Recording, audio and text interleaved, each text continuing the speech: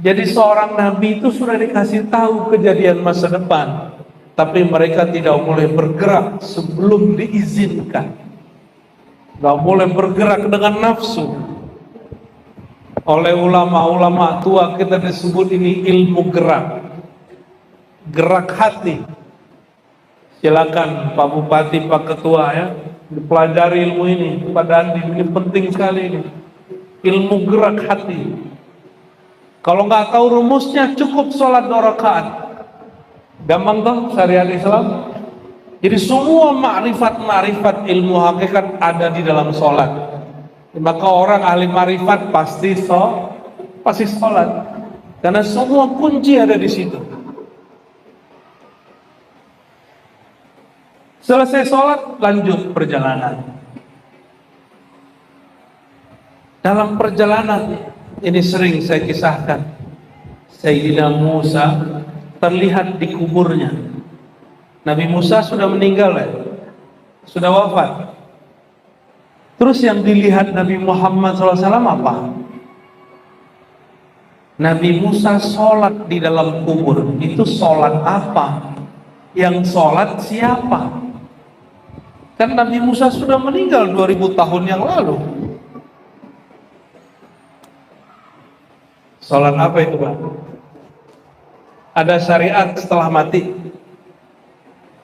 Orang kalau udah mati wajib sholat gak? Kata wajib itu bagi yang punya badan.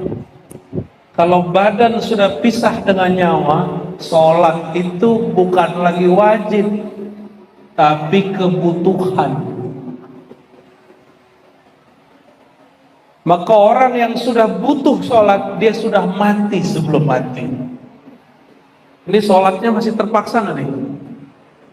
Nggak enakan gitu? Atau masih harap pahala? Masih ya? Maka sholat itu kalau ahli fikih ngasih usolli fardhu subhi rakaataini lillahi ta'ala, itu ahli fikih. Karena Allah, karena berharap pahala dari Allah, itu ahli fikih. Itu level awam boleh. Mau selama-lamanya jadi orang awam? Mau selama-lamanya jadi orang awam? Mau selama-lamanya kelas 1 SD? Mau naik kelas nggak? Mau naik kelas? Tapi kata kiai nanti bid'ah ini. Kita buka atu aja ya. Ada lillah, ada billah. Ada lillah, ada bil. Jadi kalau baca usolli fardal maghribi salasa raka'atin billahi ta'ala, baca dulu lillahi. Kalau saya baca 3 lillahi wa billahi. Ada lagi lanjutannya, ada lagi lanjutan 3 tuh, ada lagi 3 kali 3 kalau dibaca panjang, baru kita takbir. Tapi itu mainan kolbu, bisa dilafazkan, boleh juga tidak dilafazkan. Apa arti billah? A'udzu billahi minasy syaithanir rajim. Apa arti billah? Aku berlindung kepada Allah. Itu terjemahan, bukan ilmu itu. Terjemahan cuma translate, cuma mindahin bahasa. Burung beo, atau burung beo, cuma ngulang kalimat, tapi nggak paham maknanya. A'udzu, aku kembali berlindung. Kalau dalam bahasa Melayu lama, ini kan pesisir ini orang Dayak Melayu nih ya, benar gak? Kalau guru kami mati, kita sebut Tuan Syekh berlindung kehadirat Allah. Apa arti berlindung? A'udzu, berpulang. Maka a'udzu itu mematikan diri sebelum mati. Meniadakan daya upaya kecuali dengan dayanya upayanya Allah Subhanahu wa Ta'ala. Maka kajian yang tinggi itu ada di lafaz yang kita baca hari-hari. Oleh karena itu saya buka-buka aja Pak, yang boleh dibuka. Kenapa? Mau sampai kapan orang dia ilmunya begitu terus, makannya nasi tiap hari nggak ada lauknya. Mau makan nasi tiap hari nggak ada lauknya? Kok betah makan tiap hari nggak ada lauknya? Kok betah santapan sholat yang nggak ada maknanya? Sholat itu kutul qulub, kutul ruh. Sholat itu makanan ruh, makanan kolbu. Kalau nggak diberi makna, nggak ada rasanya. Itu yang membuat orang buru-buru mau selesai sholat. Cepat-cepat kalau sholat. Ini dicek ya. Ciri orang sudah menikmati sholat. Sholat dia di tempat ramai lama, di rumah juga lama. Di masjid dia sholat sunat, di rumah juga sholat sunat. Udah begitu belum? Nah, aku aja belum. Ya, di masjid aja nggak sholat sunat, kalau gini rumah. Jadi a'udzubillah, aku berlindung bi. Terjemahan harfiah bi apa? Secara translate ba. Apa arti ba? Bismillah, dengan nama Allah. Billah, dengan Allah. Sebenarnya ada ilmu namanya ilmu titik, tapi saya nggak boleh buka Pak. Biar penasaran aja ya. Jadi titik di bawah batu ada ilmunya, tapi itu ilmu tengah malam itu.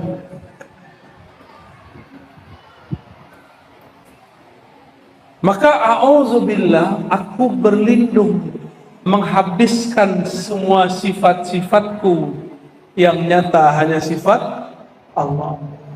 Menghabiskan semua fiil perbuatanku yang nyata hanya perbuatan Allah. Jadi kalau takbir yang bikin kita bisa angkat tangan siapa? Allah, betul. Yang bikin kita bisa ruku siapa? Allah, benar. Yang bikin kita bisa sujud ya Allah. Kalau begitu, pantas nggak gerak-gerak Allah, tubuh milik Allah, nyawa milik Allah, ruh hembusan Allah, lalu minta upah pahala dari Allah? Pantas nggak? Saya minjam mobil bagusnya Pak Bupati, dipakai 5 hari, keliling-keliling lah ini Kalimantan. Habis pulang saya bilang, Pak Bupati, saya sudah pakai mobil Pak Bupati 5 hari, mana hadiahnya? Itu waras nggak? Maka ketidakwarasan itu diajarkan hari ini. Mau diajarkan yang nggak waras-waras begini? Mau jadi nggak waras, kok jadi waras? Maka orang waras itu disebut arif, bahasa Arabnya. Orang yang arif, udah jadi bahasa Melayu. Orang yang bijak, orang yang mengerti. Yang mengerti bahwa gerak dia dalam menyembah Allah adalah gerak Allah sendiri. Itulah makna a'udzu billah. Itu makna la haula wala quwata illa billah. Ilmunya nggak tinggi-tinggi kok. Bacaan sebelum baca Quran sama bacaan dengar azan. Jadi kalau orang nanya, kenapa nih Ar-Razi ini buka ilmu tinggi? Gak ada yang tinggi, ente aja jarang dengar.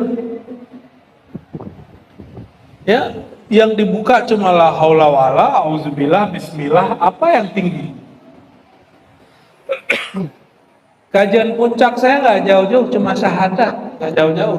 Jadi kajian puncak itu syahadat. Nggak ada tinggi-tinggi. Syahadat rukun Islam bukan? Rukun Islam. Nggak ada kajian lebih tinggi dari kajian syahadat.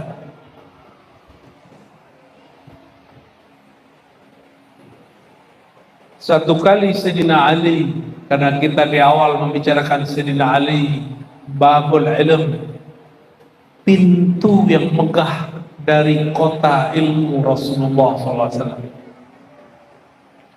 Beliau masih muda, tapi pertanyaannya seger. Anak muda itu kan senangnya yang duduknya nggak lama-lama, wiridnya cepat, gitu nggak? Sholawatannya dipendek-pendek, gitu nggak? Ya, yang muda-muda ayo ngaku. Senangnya kalau imam baca Quran yang pendek-pendek, bacanya agak cepetan dikit, gitu. Sama Sayyidina Ali masih muda, pertanyaannya sama. Wahai baginda, dullani aqrabat turuqi ilallah. Hadis Tirmizi, hadis sahih. Wahai baginda Rasulullah, tolong tunjukkan aku jalan terdekat kepada Allah. Wa azkaha wa ashalaha wa aqrabaha. Pertanyaannya paling cepat, paling mudah, paling ringan. Kalau orang tua-tua kan nggak mau, mohon maaf. Saya pernah mimpin sholat, kita suka murattal, Bismillahirrahmanirrahim, Alhamdulillahirabbil alamin. Habis Assalamualaikum, kita langsung dicolek sama aki-aki. Kamu lagi buru-buru ya? Nah bukan, style saya baca Quran memang begitu. Bagi dia dianggap buru-buru, makanya kalau sekarang pergi ke masjid jarang mau jadi imam. Khawatir nanti yang aki-aki terganggu. Ya, padahal kalau yang muda-muda senang, wah alhamdulillah harus jadi imam. Sayyidina Ali dijawab oleh baginda Rasulullah SAW, kamu mau jalan tercepat kepada Allah?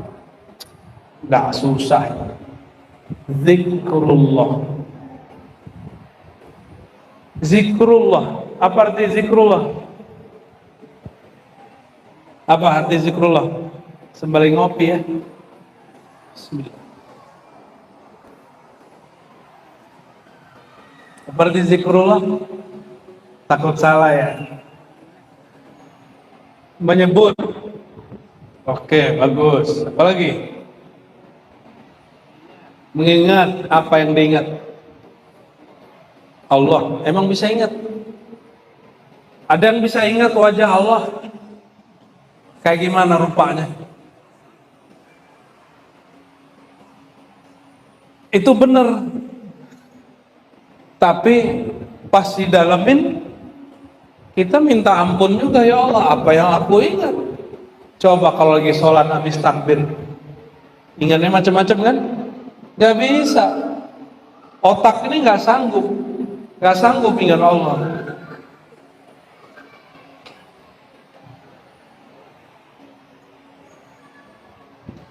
Maka zikir itu mengingat, mesti tahu pakai apa ngingatnya. Pakai otak, pecah otak kita. Maka ada orang gila, katanya belajar torikot, gila. Itu bukan torikot, dia keliru, tandanya gak punya mursyid. Punya mursyid tapi gak patuh kepada mursyidnya. Baca-baca buku sendiri diamalin, nonton YouTube diamalin. Hati-hati ya, ini zaman now nih gawat ini. Jadi kalau mengingat, bisa nggak mengingat sesuatu yang belum dilihat? Bisa nggak? Bisa? Hah? Kita belum pernah ketemu, belum kenalan, bisa nggak ingat? Nggak bisa ya? Nggak bisa. Tapi Allah mengatakan aqimis salata lidzikri. Dirikan sholat, lakukan sholat untuk mengingat aku. Berarti Allah lagi ngasih tahu, hei kamu yang sholat, dulu kita pernah jumpa. Dulu kita pernah jumpa. Ada yang ingat? Ada yang ingat? Kalau pakai ini nggak ingat. Walaupun sekolahnya sampai S3, S7, S4, nggak ingat ini, apalagi es krim, nggak bisa ingat ini otak, Pak. Jadi jangan coba-coba mikirin Allah, haram hukumnya. Maka imam ahli hakikat, murid Sayyidina Ali, juga murid Rasulullah, Sayyidina Abdullah bin Abbas, apa kata beliau? Jangan pernah pikiranmu mikirin Allah. Kalau mau mikir, pikirin perbuatan Allah. Sifat Allah aja nggak sanggup kita pikirin. Jangan berpikir tentang Allah. Maka Quran perintahnya alam difikirkan, Allah dizikirkan. Alladzina yazkuruna Allaha qiyaman wa qu'udan wa ala junubihim wa yatafakkaruna fi khalqis samawati wal ardh. Yang disebut orang pintar itu, yang pintar, orang yang mampu menggunakan alat dalam dirinya sesuai fungsinya. Akal pikiran bukan memikirkan Allah, akal pikiran mikirin alam. Kalau Allah, alladzina yazkuruna Allah, orang yang berzikir mengingat Allah. Pakai apa ingat Allah? Dijawab dalam surat Al-Anfal ayat 2, Ar-Ra'd ayat 28. Ala bidzikrillah tatmainnul qulub. Zikir itu tempatnya di kolbu, bukan di. Terus lisan ngapain? Ini cuma terjemahan hafalan. Mohon maaf kalau di keluarganya terjadi. Ada di keluarganya yang stroke nggak? Stroke, tahu stroke? Bukan stroke bayaran, bukan. Iya, yang ada penyumbatan otak atau pecah pembuluh ke otaknya. Itu lidahnya bisa ngomong nggak? Nih hati-hati, jangan sombong sama hafalan, jangan sombong sama suara. Hati-hati itu lidah. Jangan nyakitin orang selama hidup. Jadi suara bagus deh, lidah kita fasih, hafalan Quran bagus, suaranya merdu. Tunggu, itu ada jatahnya. Ada masa lidah ini gak bisa baca, keluh. Orang stroke keluh gak bisa, walau dia hafal Quran 31 juz setengah. Emang ada Quran 31 juz? Gak ada. Juz ke-31 nya juz Al-Fuqar. Gak ada. 30 juz saja. Itu hilang kalau hafalan dia cuma taruh di sini. Makanya Sayyidina Muhammad SAW dibentak oleh orang yang belajar Quran, dan Sayyidina Ali pintu ilmu Quran dibunuh oleh penghafal Quran namanya Ibnu Muljam, karena hafalannya cuma sampai di sini. Itu kelompok yang namanya Khawarij. Jadi jangankan orang-orang kayak kita ini di masjid, Sayyidina Ali dibunuh sama dia, Sayyidina Rasulullah SAW dibentak oleh mereka. Jadi Pak Kiai nanti dibentak mereka, maklum aja Pak Kiai. Nanti bakal ada orang bentak Pak Kiai ini karena jenggotnya nggak ada, sarungnya di atas mata kaki, pada mata kaki ini. Guru saya di Bintaro, di Jakarta dibentak oleh mereka, padahal S1, S2, S3-nya di Timur Tengah. Nggak pernah kabarnya guru kita ini marah. Baru kali itu marah sama orang ini.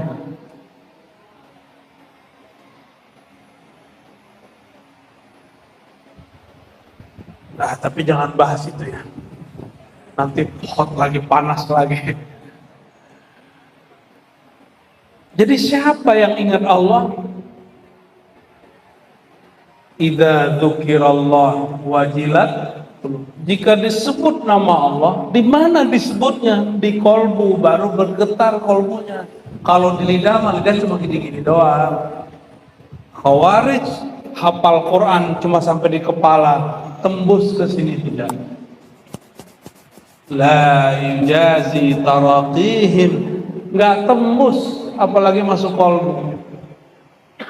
Itu sebabnya riya jadi muncul, karena nggak masuk ke kolbu.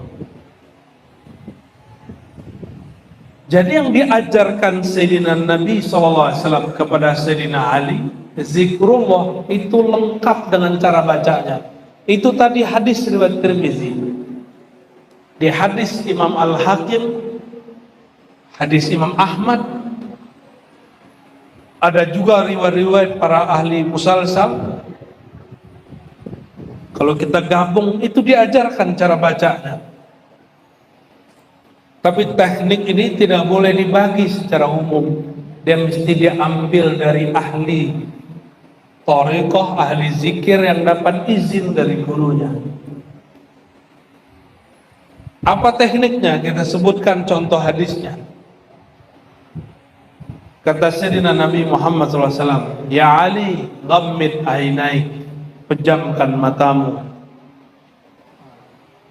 Berarti teknik mejam mata bukan buatan sufi, bukan buatan Abah Gurus Gumpul, bukan buatan Dato Kalampayan, bukan buatan Syekh Saman Al-Madani, apalagi Saman Al-Banjari, bukan.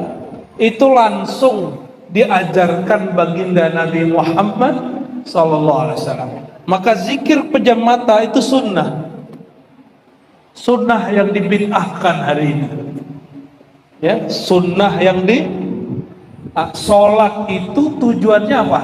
Aqimis sholata li dzikri, dirikan sholat untuk mengingatku. Berdasarkan itu ulama-ulama ahli zikir tidak mempermasalahkan pejam mata dalam sholat, walaupun dibid'ahkan oleh sebagian ulama Syafi'iyah, Hanafiyah, Malikiyah, Hanabilah. Nggak ada urusan, mereka punya mazhab sendiri. Ahli zikir itu punya teknik sendiri. Lebih bahaya mejam mata atau pikiran macam-macam lagi sholat? Lebih bahaya mana? Pikiran yang macam-macam.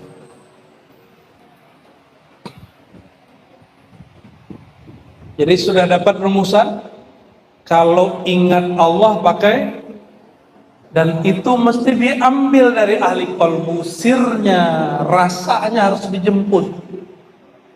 Mesti diambil, gak ada di kitab. Kitab tuh gak ada nyawanya. Mau kita nyantri 1000 tahun gak ketemu di kitab. Di kitab cuma tata cara yang zahir. Mesti diambil dari ahlinya, dari orang yang nyambut ilmu itu dari ahli qalbu sebelumnya. Orang ini nyambung kepada orang sebelumnya, bersambung kepada ruhaniyah baginda Nabi Muhammad sallallahu alaihi wasallam.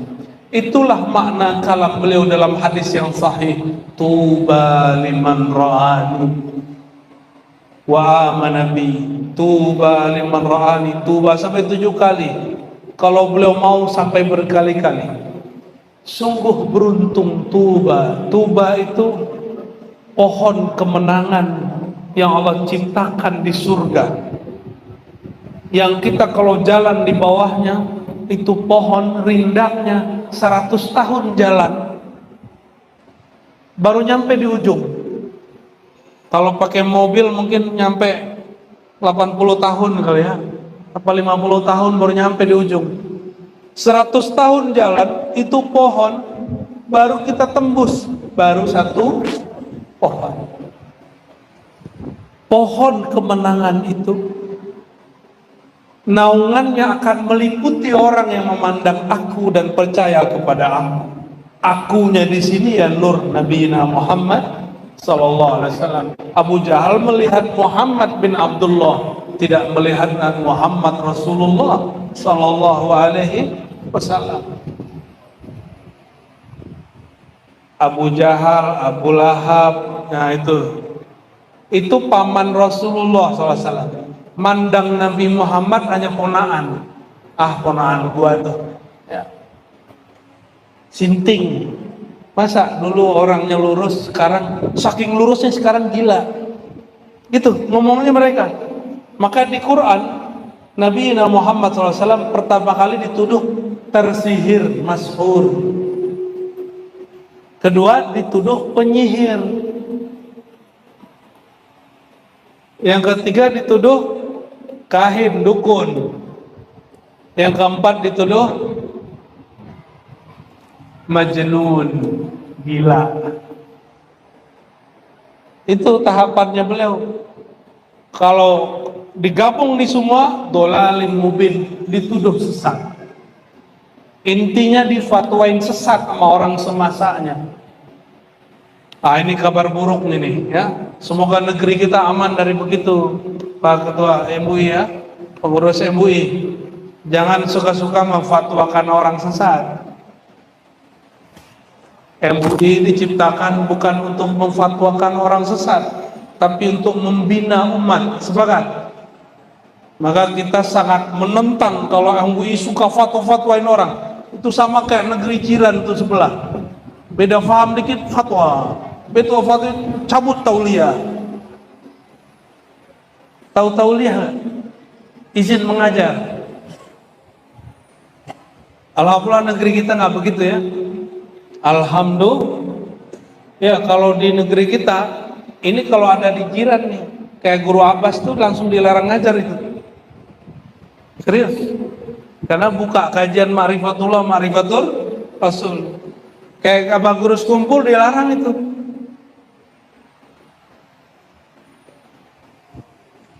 Ini bersyukurnya. Alhamdulillah Rabbil Alamin. Maka para dai, para ulama, jangan-jangan kita yang kurang bersyukur. Bisanya ngeritik pemimpin, tapi kurang bersyukur kepada Allah. Karena kebebasan yang diberikan oleh pemimpin kepada kita berdakwah, kita nggak diteror Pak, nggak dijegal. Mohon maaf nih Pak Dandim. Pak Dandim pernah dulu jegal kiai nggak waktu zaman muda-muda dulu? Jujur nih. Alhamdulillah enggak ya? Oh alhamdulillah. Generasi muda berarti nih Pak Dandim ya. Kiai saya, guru saya, tokoh masyumi, ceramah bab amanah dan adil. Turun langsung dipanggil sama Pak Kodim. 7 jam ditanya, lama-lama jadi murid. Untung guru kita pinter ngomong. Itu tahun 97, 98 reformasi. Umur guru kita sudah tua saat itu, umurnya sudah 73. Udah 73 masih dipanggil-panggil sama Pak tentara kan? Zaman itu. Coba sekarang orang teriak-teriak, turunkan presiden, dia ditangkap nggak? Nggak ada. Orang lupa dengan memori ini, memori kebebasan berceramah. Maka kita wajib bersyukur, ya. Buat maulid pakai surat izin nggak? Ya, yang punya majelis, antum buat majelis pakai surat izin nggak? Udah bersyukur. Bersyukur, jadikan majelis maulid majelis syukur. Kawan saya di jiran sana kalau mau bikin maulid, cari apartemen yang nggak ada orang tahu. Tamatan Yaman, nggak boleh, karena nggak dapat tauliah.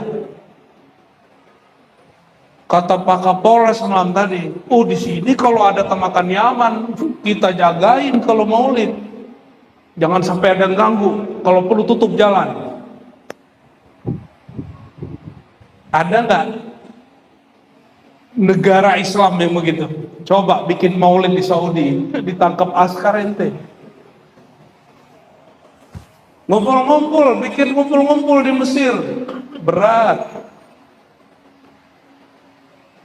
Cuma karena orang kurang siru fil ard, kurang jalan di muka bumi.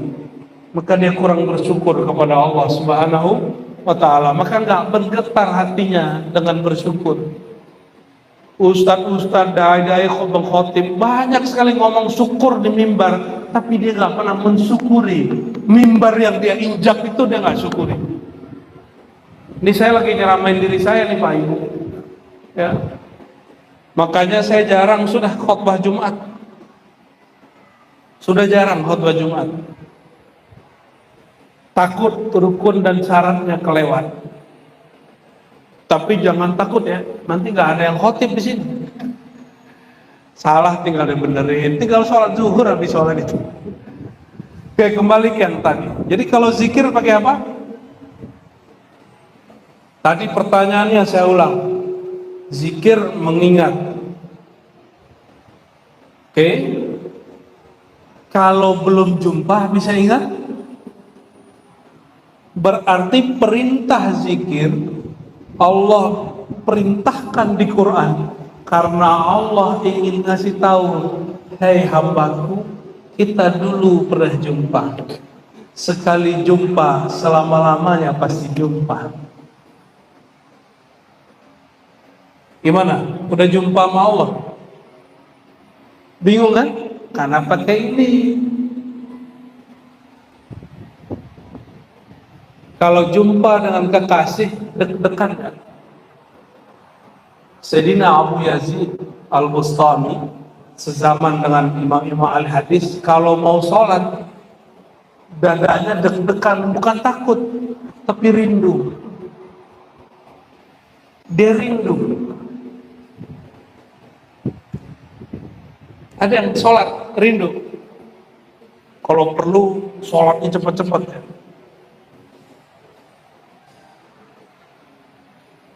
Nggak kebayang kan? Oke, saya kasih contoh. Jika bapak ibu saudaraku pernah jatuh cinta, mau jumpa sama orang yang dicinta, deg-degan nggak? Deg-degan nggak? Ibu Bupati gimana? Deg-degan mau ketemu Pak Ibrahim? Ya, benar ya? Halo? Bang, dulu deg-degan mah ketemu doi. Ya, benar. Dulu mau jumpa, mau janjian, mau ngedate. Deg-degan nggak? Betul nggak? Pengen terlihat rapi, pengen terlihat sempurna, bentar-bentar lihat kaca, ya kan? Emang muka kita begitu, kaca disalahin. Kenapa? Karena kita kenal mau yang kita temui dan kita cinta kepada dia. Sudah mulai connect? Nih, perhatiin. Semua keindahan di alam, kecantikan wajah perempuan, ketampanan wajah laki-laki, itu cuma 0,0 dari percikan keindahan Jamalul Mustafa sallallahu alaihi wasallam. Keindahan ketampanan baginda Nabi Muhammad sallallahu alaihi wasallam. Maka beliau mengatakan itu Yusuf yang membuat perempuan melukai dirinya dan tidak merasa sakit. Itu baru separuh daripada ketampanan. Tapi disembunyikan beliau. Makanya beliau ngembalain kambing, berdagang, menikah dengan berondong, ya. Karena gak ada yang sanggup. Maka Sayyidina Abu Bakar Siddiq tidak sanggup melihat wajah baginda Nabi Muhammad. Gak sanggup. Sayyidina Ali pun gak sanggup. Sayyidina Ali kalau mau nanya, kalau gak lewat Fatimah, lewat Ubadah bin Samit. Bro, titipan. Nabi langsung tahu yang nanya nih pasti mantu gua nih ya. Pertanyaannya horor kadang. Kadang jorok-jorok juga, vulgar gitu, persoalan fikih. Itulah hebat Sayyidina Ali. Yang gak pikiran sama orang dipikirkan sama dia. Maka beliau mengatakan semua keindahan yang ada di semesta itu dari keindahan wajahnya sallallahu alaihi wasallam. Maka kita selalu manggilnya ya Jamal, ya Zal Jamal. Itu sebabnya Pak. Jujur aja, kalau habaib lebih cakep dari kita kan rata-rata. Ya, bener ya. Kulitnya lebih bersih gitu ya. Tapi karena tinggal di Kalimantan gosong juga. Ya Bib ya. Coba sama samping tuh kan beda tuh. Sama samping belakangnya beda lagi tuh. Ya. Bening sendiri Bib. Kenapa? Karena ada darah Nabi Muhammad sallallahu alaihi wasallam. Dan kita nggak bisa iri dengki. Kenapa? Coba tanya sama Habib. Emang dulu rencana lahir sebagai Habib? Enggak, makanya pasti Habib sejati nggak pernah banggain nasab. Takut dia punya nasab ini. Syukur ia takut juga karena amanah. Itu urusannya karena dulu jumpa Nabi SAW dalam kondisi tertentu, maka dilahirkan sebagai sayyid, ada yang dilahirkan sebagai ulama. Jadi kita pernah jumpa, tapi bukan fisik ini. Tubuh ini jumpa, tambahkan umur. Umur Bapak sekarang berapa? 40. Tambahin 9 bulan di perut. Berarti 41 lah ya. Ya. Baru segitu. Otak kita nggak sanggup mengingat Allah karena otak kita baru seumur 40-an tahun. Ada yang paling tua di sini umur berapa? 70, 80. Otaknya berumur 70, 80. Nggak sanggup. Kenapa? Allah sudah ada dari sebelum itu. Allah wujud qidam, maka Allah itu qadim. Sudah ada sebelum itu. Ma la yasbiquhu adamun, yang tidak pernah tidak ada dan selalu ada. Bahkan kalimat ada belum ada Allah sudah ada. Pusing kan?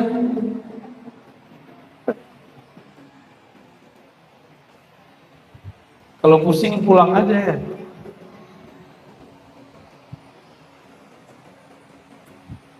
Jadi yang bisa mengingat Allah siapa? Yang Allah hembuskan ke dalam badan ini, itu yang bisa ingat Allah. Apa yang Allah hembuskan ke dalam diri kita? Ruh penyawa. Ruh apa nyawa? Ruh. Nafakhtu fihi min ruh. Aku hembuskan kepadanya sebagian dari rohku. Rohku bukan zatku. Jadi jangan salah paham. Allah tidak pernah membagi zatnya ke kita, nggak pernah. Yang dibagiin ke kita hembusannya. Ruh itu menjadi akar kata dari semua kalimat kasih sayang. Rahman, Rahman, Rahim, Rahmatan lil alamin. Maka orang kalau punya rohani pasti ada kasih sayang di kalbunya. Ada seorang sahabat datang kepada baginda SAW. Ya Rasulullah, hatiku keras, gak bisa zikir. Apa kata Nabi SAW? Kamu cari orang yang hidupnya paling susah, bapaknya gak ada, emaknya gak ada. Santuni dia, peluk dia, usap kepalanya. Dia datangin itu anak yatim piatu, dia usap, dia santuni, dia peluk, baru dia ingat, oh ini Rahman Rahimnya Allah Subhanahu wa Ta'ala. Jadi zikir itu nggak hanya di atas sajadah, ada zikir amali, zikir beraktivitas. Ini yang susah-susah nih kolbunya nggak bisa zikir, cari orang hidupnya paling susah. Bantu dia. Nanti minta doa sama orang itu, coba rasakan getaran doanya, nanti berasa.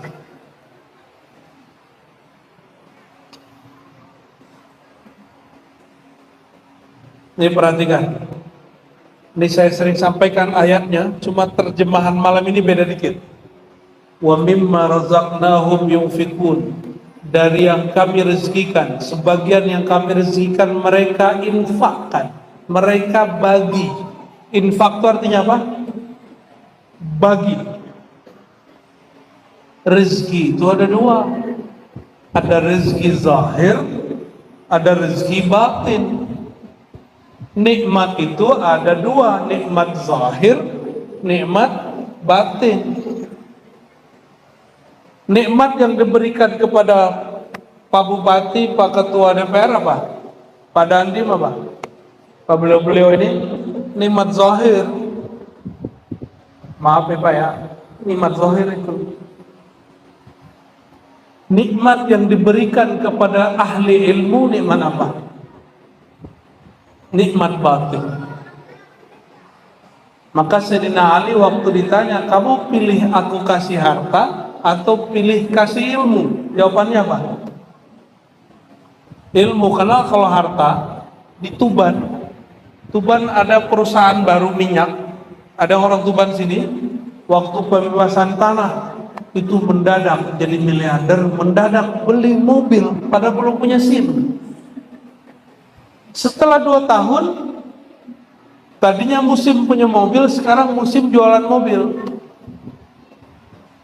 Ya, mungkin mereka sudah mulai paham ilmu Sayyidina Ali, bahwa kalau duit mau sekian M pasti habis. Apalagi buat kampanye, pasti habis. Tapi kalau ilmu gak pernah habis. Mohon maaf nih Pak Kiai, orang jadi ketua MUI, ketua PBNU itu paling 5 tahun. Tapi ilmunya Kiai berapa tahun? Sampai mati. Sampai mati. Wa mimma razaqnahum yunfikun. Salah satu rezeki selain itu adalah sifat-sifat Allah Rahman Rahim, dibagikan nurnya kepada kita. Apa sifat yang paling sering Allah ulang-ulang dengan namanya? Rahman dan Rahim. Jadi siapa yang punya Rahman Rahim di hatinya, dia akan suka berbagi. Maka kita sering kasih contoh, botol isinya air putih, keluarnya putih. Kalau botol isinya kuning, keluarnya ini kopi, saya tuang keluarnya putih apa hitam. Orang kalau di dalam kolbunya isinya cahaya, keluarnya kebijaksanaan. Kalau di dalam kolbunya isinya WC, jamban, tempat buang kotoran, kalau dia marah, dia seneng aja ngomongnya TAHI. Tahu? Jangan dibaca. Ya. Lain lagi kalau dalam dirinya kebun binatang, aduh, semua nama binatang keluar tuh ya. Tinggal yang mana nih, isinya yang mana nih? Kita melihara apa di sini? Maka perhatiin yang ditonton apa, yang didengar apa. Itu yang saya maksud. Abang dan Bupati, temannya siapa? Karena itu input. Input itu teman duduk, teman ngobrol. Wa khairul khalil may yadulluka 'ala Allah. Sebaik-baik teman duduk, teman nongkrong yang menunjukkan jalan kepada Allah Subhanahu wa taala. Enggak mesti pengajian. Duduk-duduk santai sembari ngopi, bicaranya tentang Allah, tapi ringan.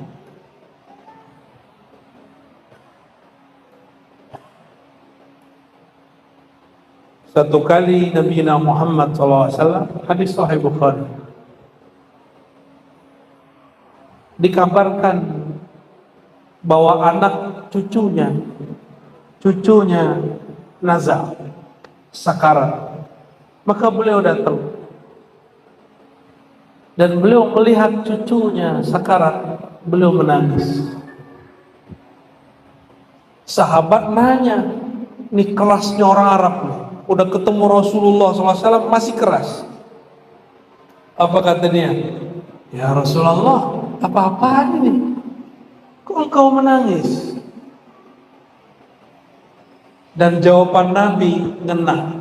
Jawabannya langsung menghajar isi kalbu dia. Apa kata Nabi Muhammad SAW? Zalika tilka rahmatun wada'aha fi qulubin man sya'a min ibadihi. Hadis sahih ini. Itulah kasih sayang Rahman Rahimnya Allah, yang Allah titipkan nurnya di dalam dada hamba yang dia kehendaki, yang dia pilih. Maka saya yakin yang hadir malam ini itu orang yang dikehendaki dapat nur Rahman Rahim Allah. Amin ya Rabbal Alamin. Maka nanti kalau ada kucing jangan ditendang Pak ya. Apalagi kalau anak berisik di masjid, jangan ditendang, dididik. Ya, Rasulullah SAW lagi khutbah, tiba-tiba Sayyidina Al-Hasan Husain lagi main, dipeluk, beliau turun, dipeluk. Bahkan dibawa ke atas mimbar. Apa kata beliau? Ini dua orang ini Sayyidah Syababi Ahlul Jannah, pemimpin pemuda di surga. Ada orang tua nggak di surga? Nggak ada kan? Berarti semuanya pemuda. Nah, maka Abah tenang Mbak ya, tenang Pak ya. Yang sudah berumur di atas 40 tenang. Nanti kita seumuran semua. Cuma kalau di sini kita beda umur, beda jatah, beda nasib. Di sana kita seumuran semua. Seumur dengan Nabiullah Isa diangkat. Cari sendiri umur berapa beliau diangkat. Seger. Siapa pemimpinnya? Sayyidina Al-Hasan, Sayyidina Al-Husain. Kira-kira kalau anaknya begitu, bapaknya gimana Sayyidina Ali? Bapaknya pemimpin. Sallallahu alaihi wasallam.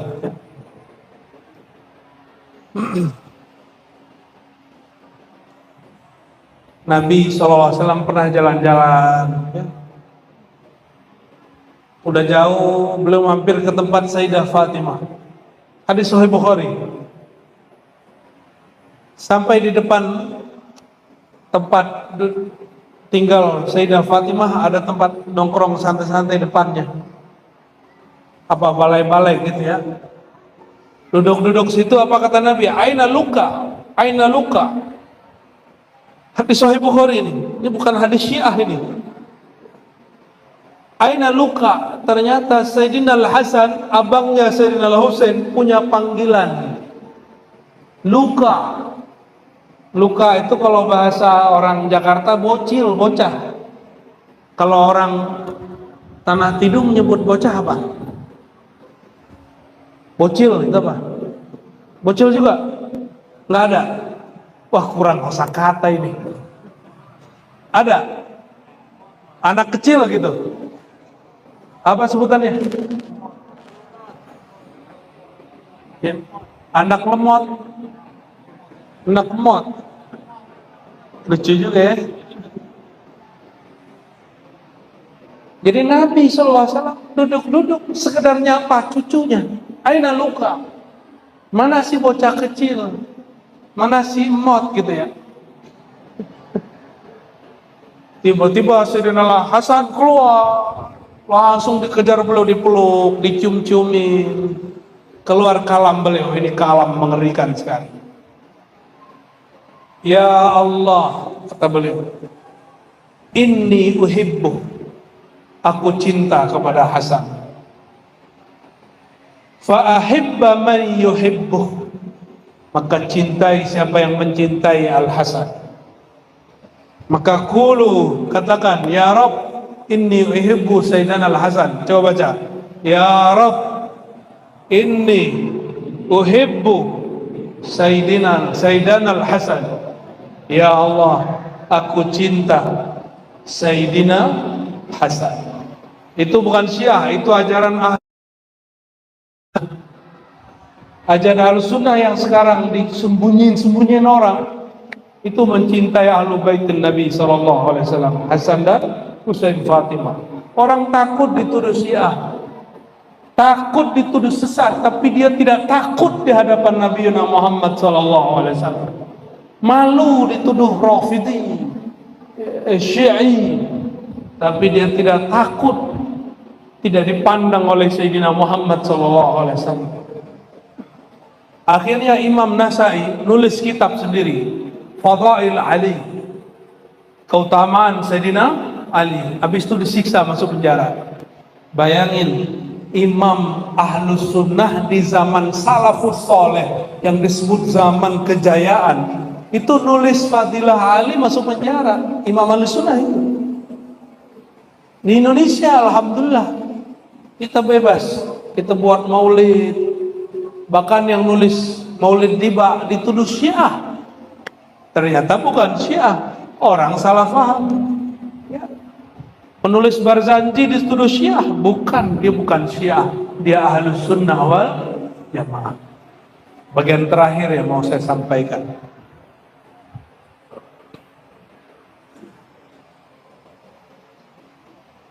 Jadi berzikir pakai kolbu. Karena berzikir pakai kolbu itu ada pada orang yang hidup atau mati, atau ada di dua-duanya.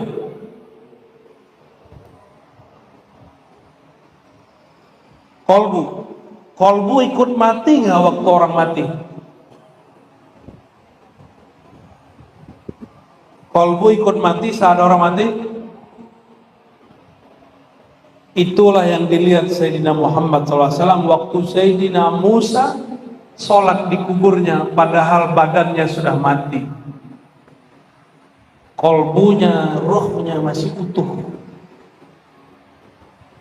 Maksud saya menyampaikan ini, Bapak saudara saudariku, Bapak Ibu, umur ini ada jatahnya. Syukur-syukur umurnya panjang. Kata Nabi Muhammad SAW, umur umatku, umur ummati ma baina sittin ila sab'in wa qalilun ma yujawiz dzalik. Hadis Sahih Bukhari. Umur umatku hanya antara sittin dan sab'in, antara 60 sampai 70, sedikit yang lewat 70. Ayah saya, abah saya, Khalifah Thariqah Naqsyabandiyah, wafat umur 67, nggak nembus 70. Ada 1-2 guru saya sampai 80. Guru Hikam masih hidup, 86 atau 88 umurnya hari ini. Mursyid Tarekat Saman saya, Abu Ya Hasan Basri, wafat tahun 74, umur 74. Sedikit. Rata-rata guru saya meninggal umur 40, 50, 60, kebanyakan 60. Betul, di sini juga sama. Banyak meninggal 60, terutama udah pensiun. Bingung mikirin ngapain, ya, tiba-tiba sakit, stroke mati. Maka yang pensiun gak boleh berhenti beraktivitas. Jabatan boleh berhenti. Nur dalam diri harus tetap terbit. Gak boleh berhenti. Maksud saya sederhana, yang umurnya panjang abadi itu kolbu, Allah yang abadikan, ruh Allah yang abadikan. Maka kalau kita nabung, beli rumah, bangun rumah untuk hari tua, sudahkah nabung untuk hari kolbu setelah masa tua? Oleh karena itu, jika kita lihat ada orang nggak nabung-nabung, kita sebut itu orang bodoh. Itu orang kerja boros, dan seboros-boros sebodoh-bodohnya orang Dia membangun rumah yang dia mau tinggalkan. Dia mempersiapkan sesuatu yang bakal dia lepas diri. Dan sepintar-pintar orang ulul albab yang dia menabung untuk kolbunya. Tabungan kolbu, tabungan zikrullah. Dan zikrullah mustahil tanpa ma'rifatullah. Maka wajib belajar ma'rifatullah, wajib mengenal Allah. Semoga semua yang hadir, termasuk kami, Allah selalu bimbing untuk jalan mengenal Allah, menyembah yang dikenal, menyembah yang dicinta. Alangkah mulia, alangkah senangnya menyembah yang dicinta, betul-betul menambah rindu. Menyembah yang dicinta membuat kita tidak sabar untuk ketemu dia. Menyembah yang dicinta berlama-lama pun rasanya sebentar saja. Semoga Allah berkahi malam ini. Ila ruhin Nabi sallallahu alaihi wasallam. Al-Fatihah.